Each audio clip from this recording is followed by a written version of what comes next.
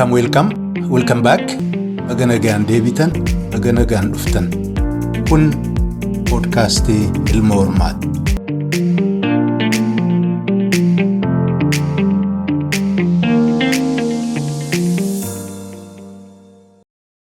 Ashamaa hordoftoota keenya akkam bultan, akkam jirtu jajjabaattu. Turtii Jaalhaayiluu Lingoonee kutaa duraa marti keessan hordoftaniitu ka jedhu abdiin qaba.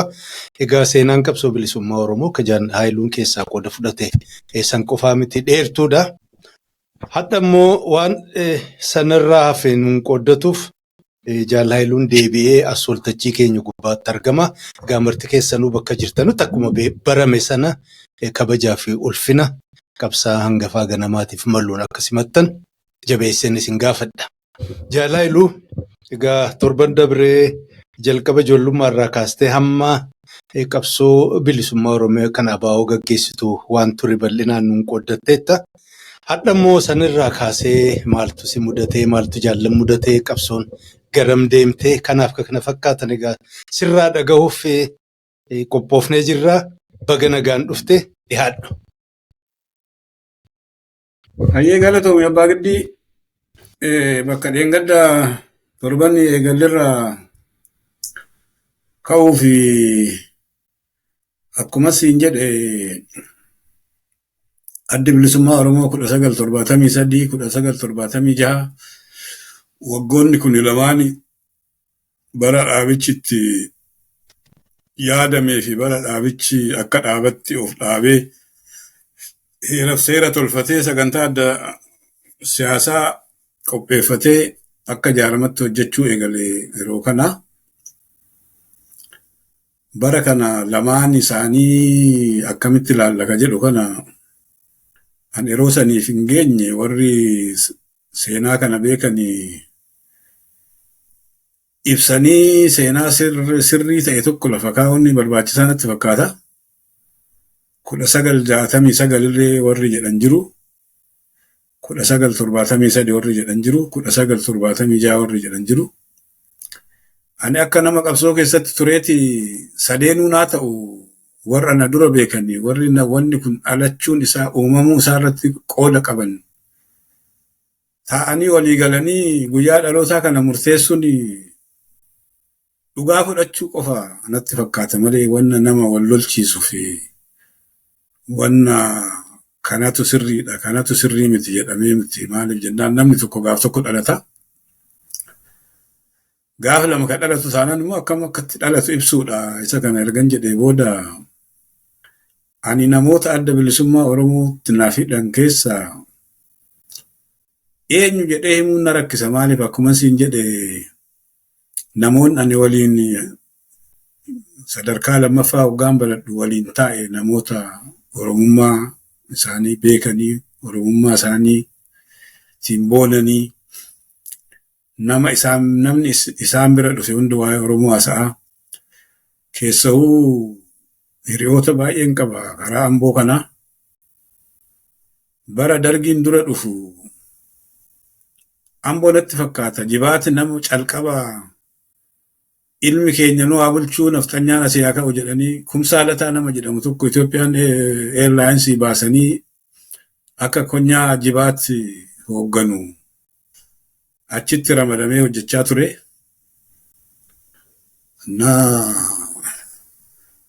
The epicenter of the Oromo Revolution naannoo sanoo jedhame inuma ta'a.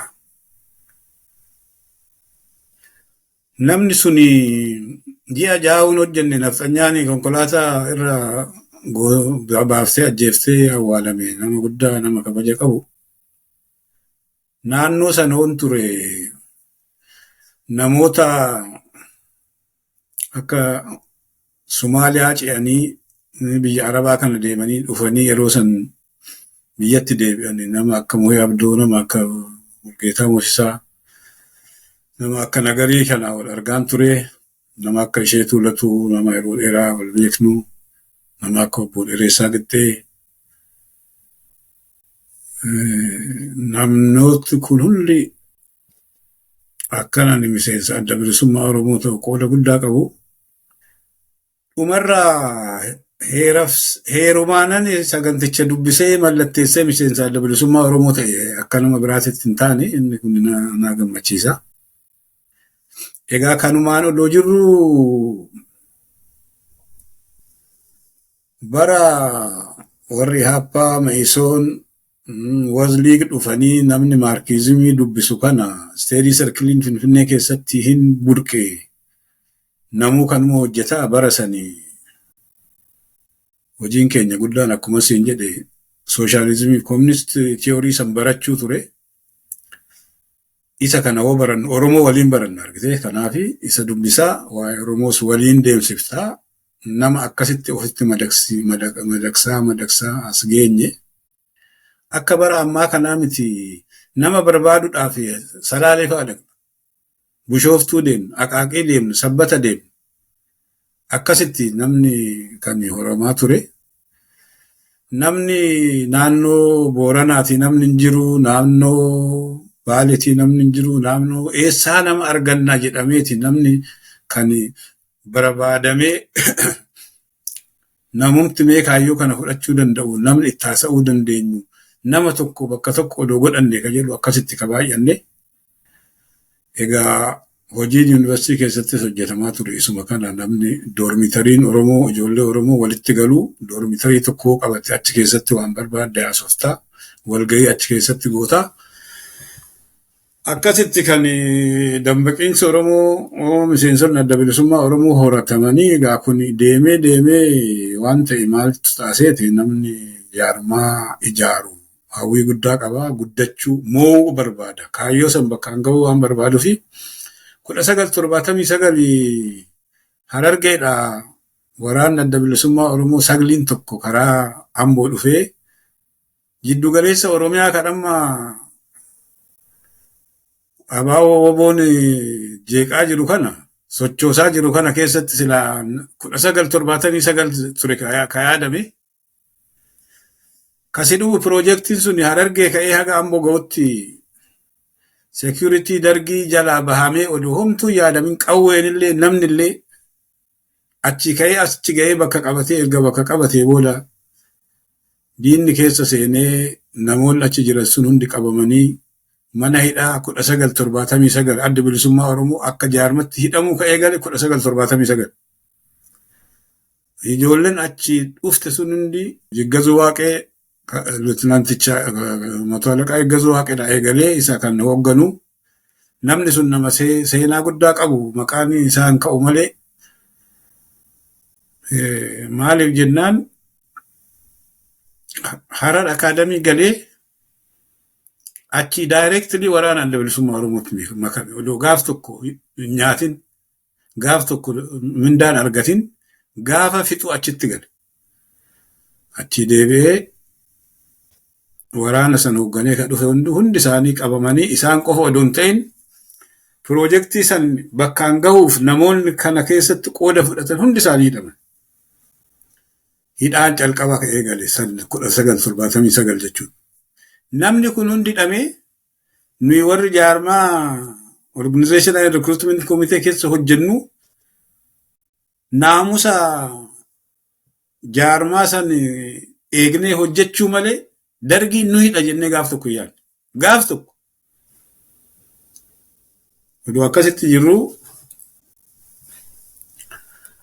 1979 umarra natti fakkaata. Namoonni waliin hojjennu koree keenya keessa waliin ta'in koree biraa keessa walii galuu didanii waliigaltii xiqqoodhaan yeroo baay'ee mormiin dhufee maal jennaani hoogganni dhaabaa ka jiru fiilditti erginaa jennaan fiildidhaa Jaalmee Abdoo dhufee akka rakkoo kana hiiku ramadamee dhufee isa achi kaasanii asiin ga'uunillee waan laafaas itti fakkaatin. Gaafa nu hidhamnu warri waraqaa eenyummaa isaa baasanii warri konkolaataadhaan isa fe'anii fidan hundi isaanii nu waliin hidhamanii inni dhufee rakkoo sanii kudha yaalee odoo jiruu darana namni kun ture haa deemuu jechaa turre. Anaaf rakkoon sun rakkoo xiqqaa ture. Namoonni akkasitti hin laalle. yeroo baay'ee wannumti adda bilisummaa Oromoo umurii isaa injifannoo oduun argatin haga kan dheeresseu waa xixiqqoo irratti wal loluu waa xixiqqoo irratti waliin haasa'anii fixuu dadhabuu natti fakkaata. Akkasitti moo'een dhufee wanna sanillee waliin namoonni akka walii galan godhee erga fixee booda odumoo akkas garana jennuu duubatti harkifannaa suuta hojjennaa miti hiree aaduma keenya. 1980 amajjii hundi keenya fuudhamneeti amma hireen keenya ta'e yaappaan hidhamee mayisoon hidhamee wozii hidhamee maarreen hidhamee icaata ari'amee namni hidhaadhaa qophaa'e adda bilisummaa Oromoo ta'eeti warra arban wiingii keessa jiru hunda keenya akka jirutti fuudhanii mana hidhaatti nu gatanii hidhamne jechuudha. 1980 adda bilisummaa Oromootiif waggaa hamtuu baddu maaliif jennaan arban wiingin isaa kan asitti lafa godhatamee deemu hundi isaa akka jirutti hidhamee ji'a sadi booda immoo April 1980 hoggan adda bilisummaa Oromoo akka jirutti Shiniggaatti dhume. Kanaaf hoggaan suni hoggaa hamtuudha jedhamu hoggaa yaadu hamtuu baay'ee. Akkasitti namni hundi hidhame. Ani gaafan hidhamu amajjii 22/1980 ana dura namoonni hidhamanii jiru. Gaafa sanii koorsii foorzii ergi tokkoon fudhadhaa. Metaalurjii jedhama. Kireeditii 4 qabaa. Isaan hoo gireedii gaarii fidde kabiraa hoggaa kuftillee hin dabarta jedhama. Qara'aa ganama qormaata fudhachuuf hin beeku. Qara'aa buleen sa'a lamatti harrafe sa'a lama walakkaatti dhufanii na qabatan. Maakalaa hin deeme qorra keessaa qorra Finfinnee san hin beektaa achi na teechisanii nama anaa waliin ture hin fuune yeroo san. Ijoollee yuunivarsiitii oduma guuranu ganama hoo bari'u akka nama 20 taanee jira walitti qabamne. Yeroo kana namoonni biraa dargiitti qabamanii achitti reebamaa jiru. Gaafa sanii ganama sa'a 3 kan maakalaawii dhaqee galgala sa'a 18tti galmaahee mana hidhaa the upper compound kan jedhamu sani bitaarra akkasoo garagaltu achi galee galgala calqabaa mana hidhaa buleensiin jedhaga. Kiyyumaanan sii deema mana hidhaa bulee amma namni ni hidhamaa. Gaafa sanuu namni hidhame baay'eedha. Namni achitti walitti qaban hundi keenya maakalaawii gallee warri biraa immoo dargiitti ka deeman achitti reebamaa dararamaa jiru. Ani galeen lakkoofsa 2 jedhama. Upper compound achitti galee sa'a 18. Egaa galgala irbaata yuunivarsiitii isii waa xiqqoo san kana nyaadhe achuma oollee bishaan hin jiru maal hin jiru daabboota akkanatti kennanii bishaan na obaasanii shaamaa na gaafatan. Shaamaa si gaafatu beektaa? Shaamaan maakalaawii akka shaamaa wanni poolisii miti akka poolis xaabiyaa. Rakkuma sitti wanni nyaannu hin jiru, wanni dhugnu hin jiru, wanni tokko hin jiru, mootummaan homaa nu hin kennu. Kanaafi daabboo wanna ittiin bitannu, shaayii wanna ittiin bitannu kanaaf waan ta'u horii nu gargaarii. Nuyi waan qabnu qoodannee jiraanna. Ati immoo reefu alaa dhuftaa jedhanii sirnaan si gaafatu. Na gaafatanii ani barataadhaa horiillee hin qabu namni na argee dhufee isiniifan kenna jedhee. Kanumaa walii gallee ansoolaa hodhamtu walitti hodhamtu takka naa kennanii isii keessa seentee qanqalloo isii keessa seentee raftaa. Mana kwaadiraat meetirii 16 keessa nama 46 ture ani galgala san. Sigi jedhama akkasitti raftaa miila kee akkas gootee sammuu miila mataasaa qabattee akkasitti rafta naan jedhanii. Fudhadhee qajeelfama nama tokko arge beektaa nama hin beeku. Nama biraan beeku nama kana argee jennaan akkas inni nan beekne maaliif akkana beeku hin jiru. Physics department head ture first year hoggaan baradhu namni kun. Mulgeetaa Baqqalee Ugatoo jedhama professor.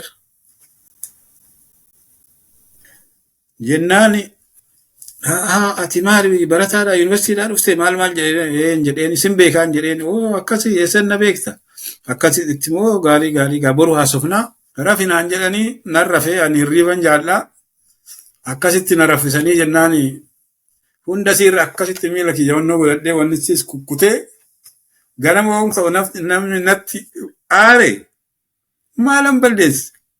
Akkasitti raffisiin jenne nama 46 as keessa jira ati nama bakka nama 3 qabattee bultee sanummoo hoosii dammaqsi nullee hin kaatu jedhan. Amma baradhee lammata ittiin deebi'u jedhee guyyaa lammataa oolee homaan hawwaa madhana inuman ta'a torban guute inuman ta'a torban lama ta'e. Jennaan Profeesar Mulgeessanii Mato Alaqaa Shimallis nama jedhamu tokko Xoor Saraawitiidha isa Isranyaa Astadaadar jedhamee ka'achi jiru. Mato Alaqaan amma hin dhufa torbaniin gaaf tokko torban lama teessee kunoo torban lama as taa'ee jira ani qormaata na jalaa dabre ijoollee yuunivarsiitii jedhi siikuu danda'an jedheen Mato Alaqaa mindara mutti loonaan jedheen aanee yuunivarsiitii tamaarii nan kanaafi kunoo qormaanni na dabraa jira fudhanii asitti nagatanii abbaa asitti na fidee hin beeku kanaafi na hiikayin jedheen akkasuma laa ante yoollee fuune naan jedhe zimbilee kucbal jedhee na cufee deemee torban 3 taa'e yeroo kana namni akka Jaal Nagarii namni akka Jaal Mulgeessaa namni akka Jaal Isheetuu reebamanii miilan deemuun danda'an hin dhiigaa achitti mannoo jedhu Nagarii gaaf tokko fidanii isan arge warri kun hin dhufanii isas fuudhanii booda achumatti hambisanii gaafan ji'a tokko guutu miseensa adda bilisummaa Oromoo tokko akka maakalaawii taa'u na beekan. Galgala sansaniin dura Nagariin nama natti erge wanni ati beektu hundi himamee jira akka reebamne akka kiyyaanaan jedhee.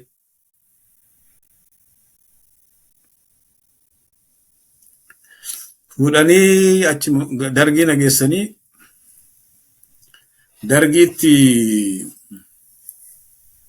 asuma oguma na fuudhanii na kabaluu na dhiitutti ka'anii maaliif na dhiittu maaliif na kabaltu jedheen qoshaashaa jedhee fuudhee biiroo nageessee jedhee jennaan hin beektaa hogganoota kee beektaa naan jedhu eenyu fa'aan jedheen Nagarii jira Isheetu jira ያኛው ደግሞ ያንተ ሀገር ልጅ ነው መሰለኝ የሚባለው ታውቀዋለህ ሙሄ የሚባለው ናንጀ ሀገር አፍራሽ ለከኝ ሙሄም ቤኩ ነገሪ ቤካኝ ነው ሚሴንሳ ለብልሱማ ኦሮሞ ከራሲን ኑቲ ማኔ ጅሩ ሆ ከኑ ገንቱ ተይ አኮ ሳኒ ሲጎና አይደል ለከኝ ሚሴንሳ ለብልሱማ ኦሮሞ ሲማል ፍዱኝ ካን አርገተን አማ ፍጠተኒ ማና አደርጊትና ገሰኒ አቺ አልከን ጉያ ጉቱ አቹ ሞሌ ኢን ዱፈስ ነከበላ ኢን ዱፈስ na arrafsa umarratti gaafii tokko sii qabanan maali ndi minane qoshasha bittono ante kasamen sha watte ka wallagga gaari abark qoshasha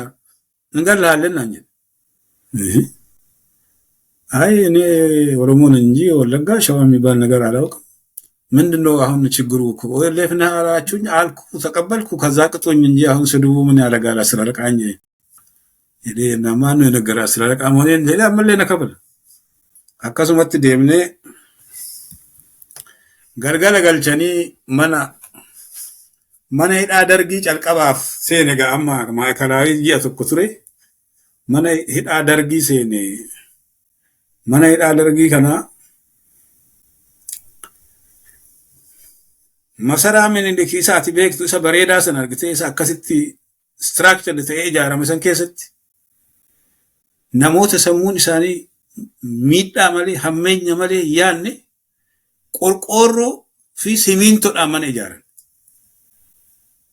Atiriin isaa qorqoorroodha manni suni lafti siminto girgiddaan siminto gubbaan isaa qorqoorroo mana sadii isa xiqqaa isa jiddu galeessa isa guddaa tokkotu jira. Hin qorraa miti siminto wanni uffattu wanni nyaattu wanni irra teessu hin jiru. Fuudhanii mana tokko nagalchanii mana sana hoggaan seenu naman hin beeknen arge Gazaayii Kaasaawun Mato Alaqaa Dastaa Taaddasee nama jedhamu tokko harka mirgaa Mangistuu nama jedhamutu hidhame. Mato Alaqaa Dastaa fi Gazaany wal beeku. Istiraakcharii sadar keessatti. Jennaan isaan bira galee ani dadhabee guyyaa guutuu taa'een oolee isaan immoo yuuni na haasofsiisuu barbaadu. Izdii gbaa jedhanii isaan tuna fudhate silaa warra bakka biraa na galchuu. Akkasitti mana xiqqoo san keessa seenee waan dhafatan hin jiru waa kafana namni irraa du'e fa'a. Mana san keessa namni seenu nyaanni hin seenuu fi kafanni hin seenuu fi uffanni wanni seenu waa tokko hin jiru ofii ani amma akkasitti uffadhee on seene gaafa ajjeesuuf si waaman hoo kana gattee wanni akkasiitu hafee jira.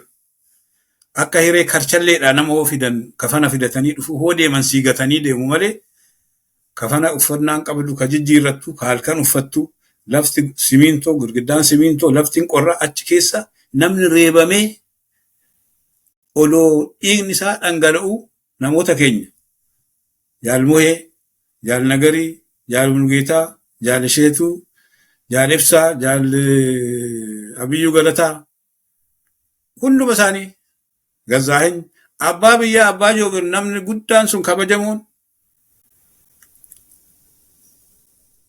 kursii irratti nama reebasan jalaa cabsee jaarsi miila isaa caccabsanii akkas nama godhu. Akkasitti Gazaany Kaasaahun namani miidiyaa irratti gaazexaa irratti beeku achitti wal barree Mato Alaqaa Dastaan achumatti wal barree torban sadii taa'e isaan bira qormaata torban sadiitti fixee kadhadhee Maayikalaawwitti deebi'een siin jedhe. Egaa ijaarsa mana hidhaa Dargiis itti mee jira qorqorroo san jala hoo seenanii zabiitu jira nama lamatu dhaabbataa kursii takkatu jira kan irratti mallatteessanii si fudhatan hoo seentu soobantu sobaa fi barbaadan si ajjeesu. Halkan banama qorqorroo sun halkan hoo banamu namni achi keessa rafu sun hundi hin dammaqa. Hidhiyye qorqorrichi beekaa godhanii banu karafee hundi dammaqaa dhufanii nama tokko fudhatanii deemu midnight. Namni sun hin du'a hin deebi'a wanni beektu hin jiru. Hoo du'uu baate reebamee caccabee miilan akka daandii deemee dhufa. Inni kun hundi gammachuu kennaafi jara sanii obboleessa. Kanaan ala nyaanni maal waan nyaannu itti fakkaata amma namni kun. Warri masaraa Minilik eegan suni warri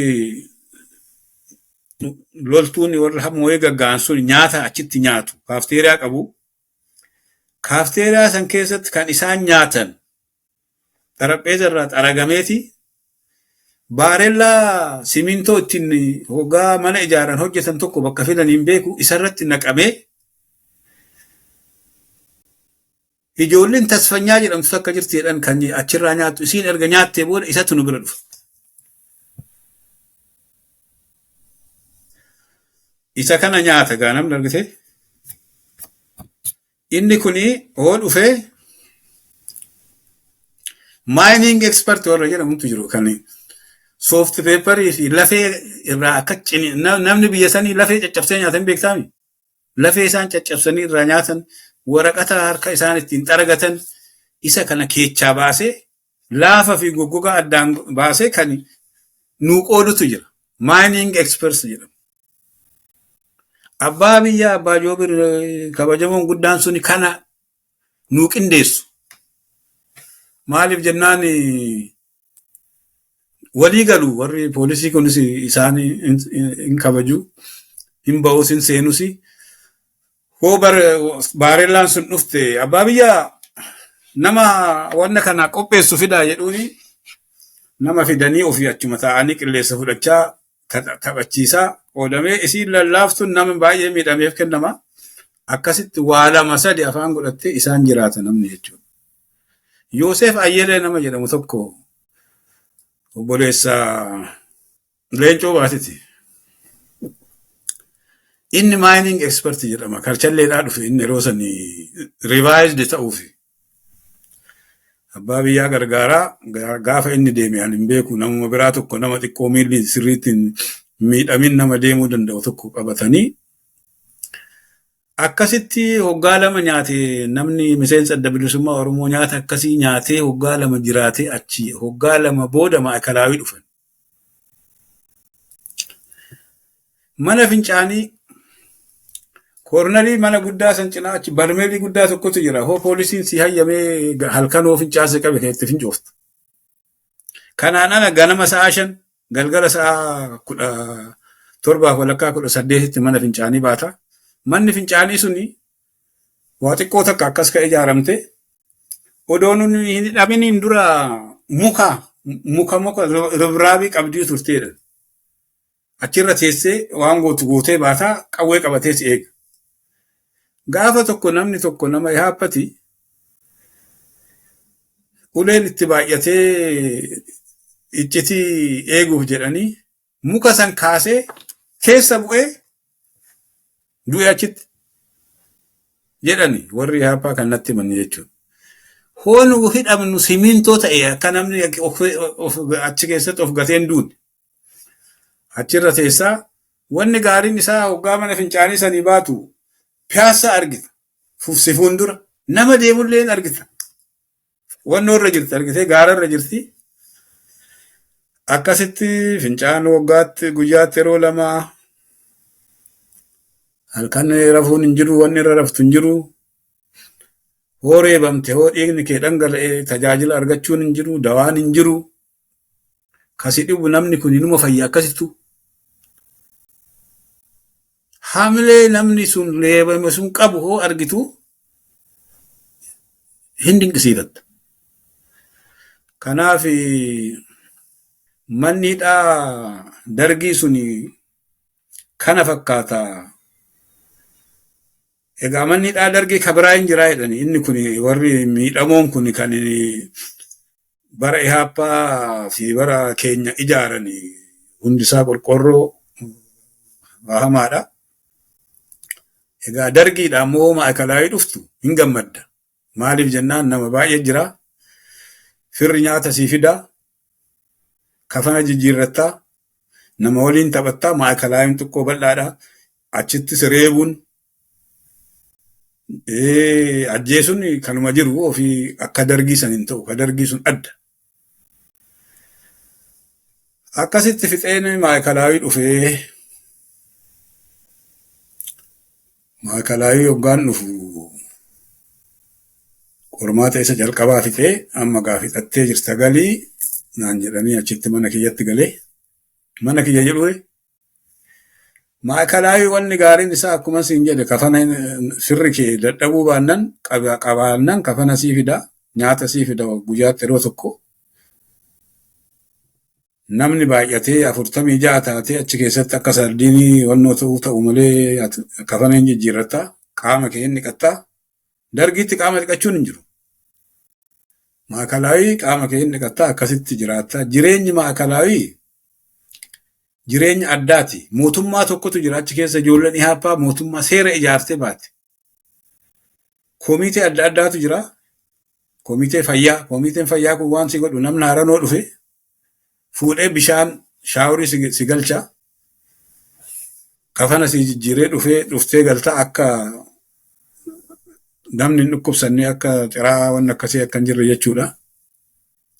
Bara nu hidhamnu Maakalaawiin tukaana fi injiraana fi waa hunda qaba. Akkasitti baaftee galgala hoteessu ofirratti ajjeefta akkasitti. Booda maal ta'ee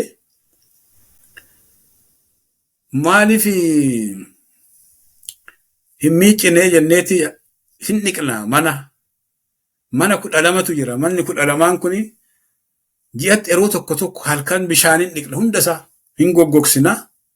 Namni kafana alaa dhufeen akka hin seenne godhameeti awjadiirraa bijaamaa hojjennee namichi qaama isaa dhiqatee bijaamaa isaa uffatee dhufa. Manni guyyaatti yeroo 3 dhiqama. Ji'atti immoo mana hunda waan simintoodha inni hundi isaa laftis isaa akkasitti dhiqnaa. wanni tukaana jedhamu, wanni taffii jedhamu, wanni hundi badee qulqulluu ta'e. Yeroo tokko namni tokko biyya keetii niitii gondoree takka fuudhate. Gondoritti waliin qawwee baatee adamoo deema. Booletti qabanii hidhanii nu bira gatan. Jennaan guyyaa 4-5 bulee the cleanest place on earth asittan argeedha namichi. Maaliif jennaan guyyaatti yeroo 3 dhiqxa mana kee.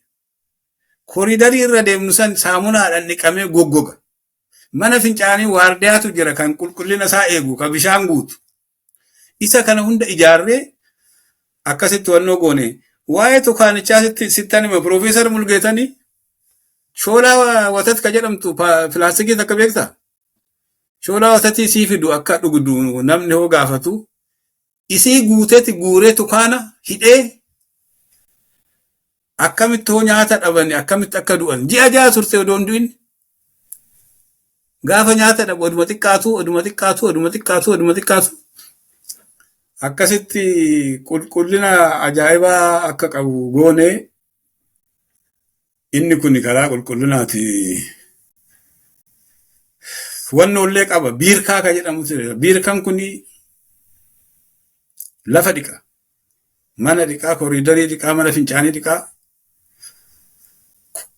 Yeroo baay'ee bishaan darbinaanii fi jaalnagariin saamunaadhaan lafa isaa saamunaa itti naqxee dhiqxee bishaan itti darbita akkasitti ispoortii hojjennaa. Manni qulqullina kanaan akka gaariitti dhiqee namoota kana to'atantu jiru qabxii sii kennu guyyaa guyyaadhaan. Manni qabxii guddaa argate hin badhaafamu. Yeroo 2-3 badhaafamnee jirra warri adda bilisummaa Oromoo. Qulqullina akkasitti eegnee siin jechuufan. Soofta peepariin hin jiru hin beektaami namni hoo sitti mee jiraatee maakalaayillee yeroo namni si erga hin galaa ofii duraan hin jiru gaazexaa hoo galee akka hiree isaa mummurteeti ittiin tajaajila argattaa. Booda maal ta'e seete namni bishaaniin of dhiquu bare.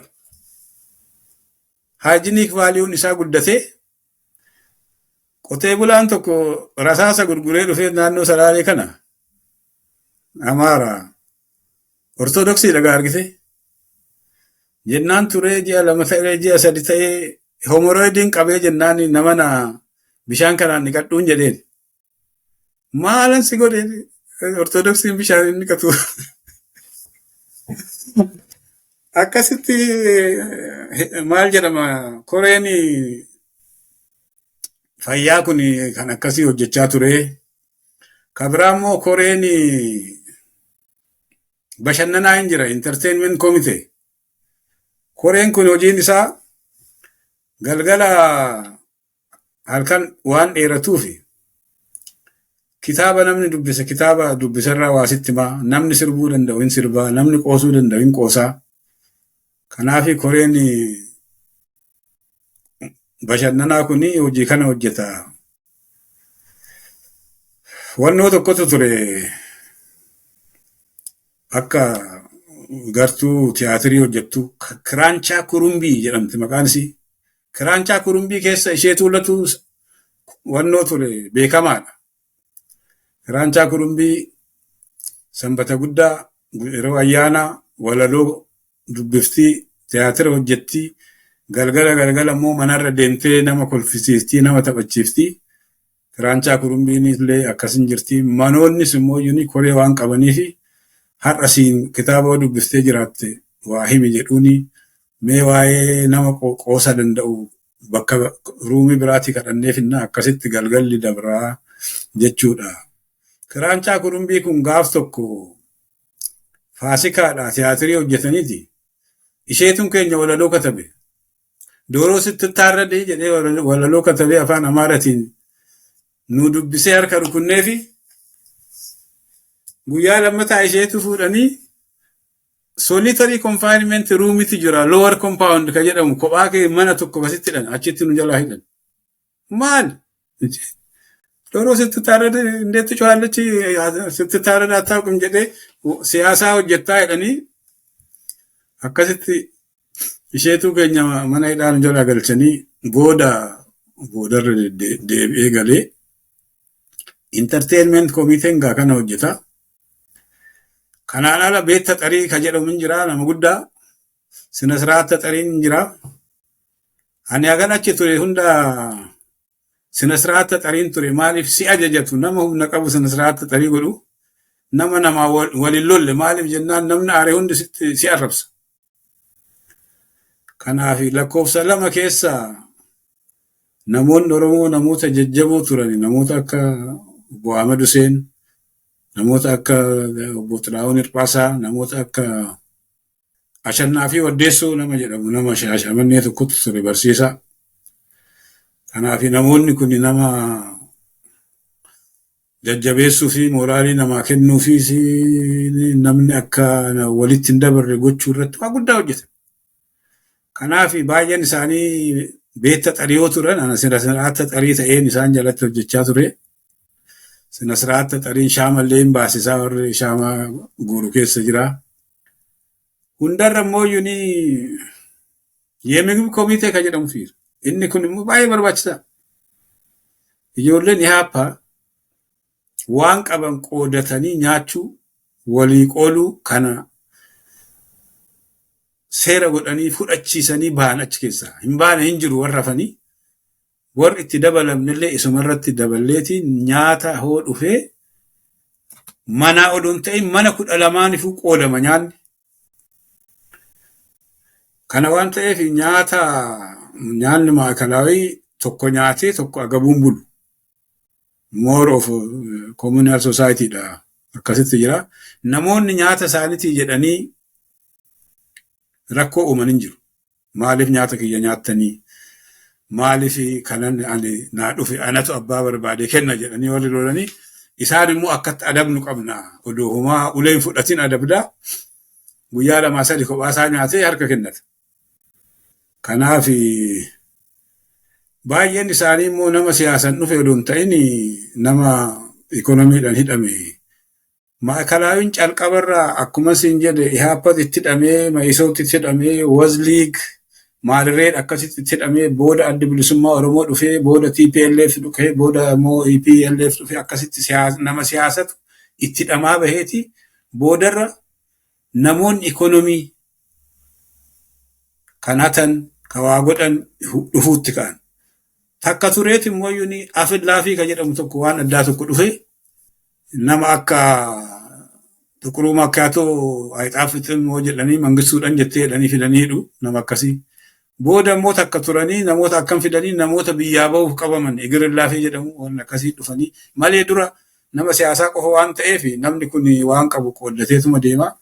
Gaafa namoonni ikonomiidhaan hidhaman dhufan nyaata teenya tanaa isii tanaa kunoo jaaltooti takka fide akka addaatti hojjetti maaloo anuman nyaataa jechuutti ka'anii. Egaa waa'ee kana wansi kaasee sitti innumti kunuu guyyaa guutuu nu fudhataa. Ofii nyaanni akkas ture boodarra maal ta'ee namoonni adda bilisummaa Oromoo akka karchallee hin buune oorkamne. Namni erga qormaata fixee karchallee bu'aa. Karchallee bu'uun oorkamnaan nama haaraa waliin hidhamuun lafa dhibboo san keessatti rakkachuun waan nu rakkiseef. Maaloo silaa'oo karchallee nu buusuu erga diddanii. Nuyi firaashii takka bakka qabnu mana nuu kennaa jennaan mana 2 nuu kennan lakkoofsa 1 fi lakkoofsa 2. Warra adda bilisummaa Oromoo achi gallee firaashii tokko irra rafuutti kaane jechuudha. Gaafa akkas ta'an immoo nama keessaa baaneeti nuu nama nu gaafatu hin qabnu beela'uutti kaane. Tokko lammaffaa namni haguma mana hidhaa keessa yeroo dheeraa turu namni alaa si gaafatu sunillee ikonomiin isaa waan dadhabuuf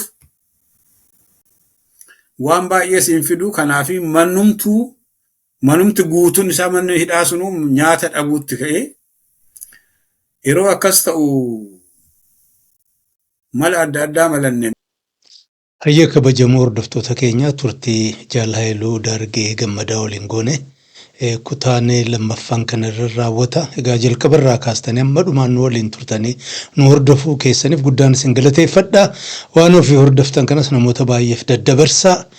Waltajjii kanas warri maamilatti hin taane maamilataa waan argitan kanas laayik gochuu yaada keessanis dhiyeessuu inni isinaa. Egaa kutaa sadaffaa qabannee yeroo itti aanu amma walitti deebinutti nagaan nu tura. Bye bye.